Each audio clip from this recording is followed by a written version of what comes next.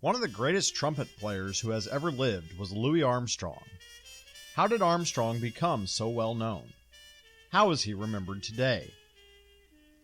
On August 1st, 1901, Louis Armstrong was born into a very poor family.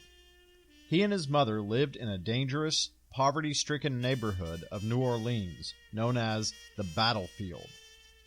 He dropped out of school when he was only 11 years old and started singing in the streets for money. However, he was also a troublemaker. He ended up in the New Orleans Home for Colored Waifs, a home for juvenile delinquents. While there, he learned to play the cornet, a brass instrument similar to the trumpet. Armstrong was released from the boys' home when he was 14 and eventually went to work, hauling coal during the day and performing music at night.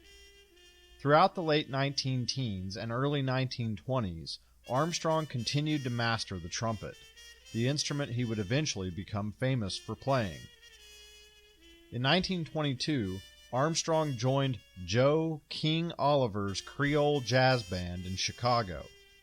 The Creole Jazz Band became one of the most popular bands in Chicago, which was the heart of jazz music in the early 1920s.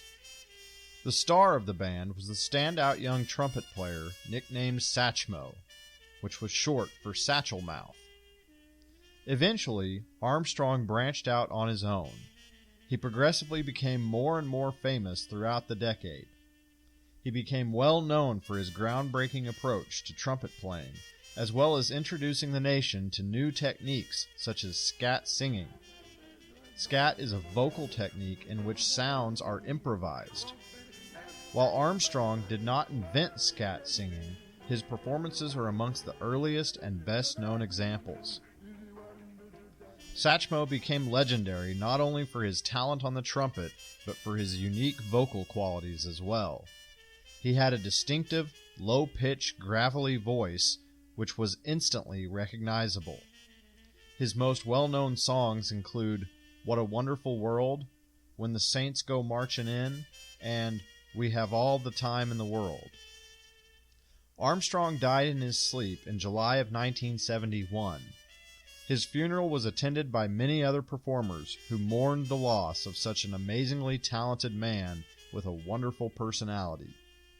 Bing Crosby, Frank Sinatra, Dizzy Gillespie, Ella Fitzgerald, Count Basie, Ed Sullivan, and Johnny Carson were all honorary pallbearers. Today, Louis Armstrong is thought to be one of the most influential jazz performers of all time.